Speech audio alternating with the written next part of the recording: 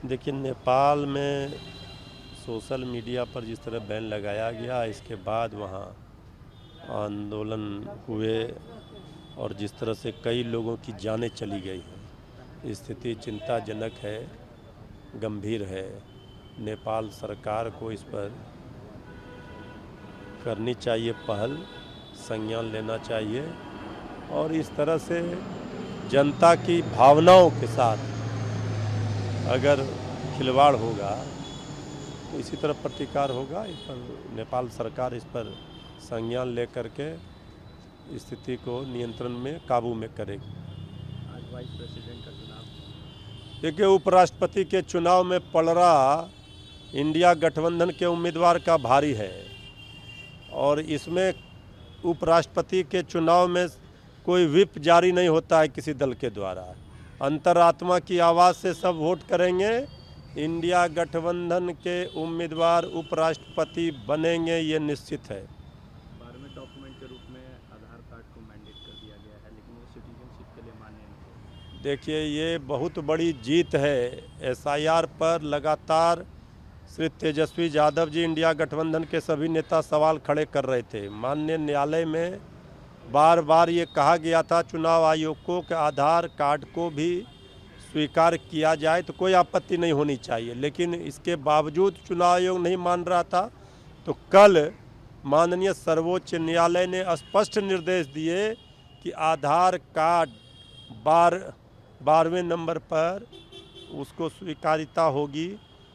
जो ठीक है, नागरिकता का वो नहीं होगा, लेकिन बाकी जो डॉक्यूमेंट पहले से 11 मांगे जा रहे थे वो भी तो नागरिकता का प्रमाण नहीं था। तो आधार कार्ड को आखिर क्यों हटाया गया था? इसलिए माननीय न्यायालय ने भी पकड़ लिया और ये जीत हुई है। जो हम लोग कह रहे थे, इस पर मुहर लगा। चुनाव आयोग की मंशा पर जो सवाल खड़े हो रहे हैं, यह स्पष्ट प्रतीत हो रहा था कि वोट चोरी की नीयत थी, इसीलिए ये सब गड़बड़ छाला किया जा रहा था। 25 सीट से ज़्यादा जेडीयू को आएगी तो राजनीति से संन्यास लेने का प्रधान की तरफ से आएगा। नहीं, देखिए, अब कौन क्या कह रहे हैं, नहीं कह रहे हैं, हम तो जानते हैं कि जनता जनार्दन लोकतंत्र में मालिक है।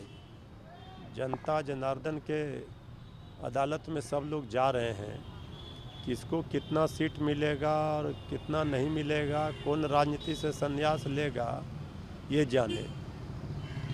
लेकिन जेडीयू समाप्ति की ओर है, ये सबको पता है। 25 सीट दे करके वो जेडीयू को जिंदा कर रहे हैं, चूँकि जेडीयू में रहे हैं और आदरणीय गृह मंत्री श्री अमित शाह जी के कहने पर जेडीयू में उपाध्यक्ष बने थे।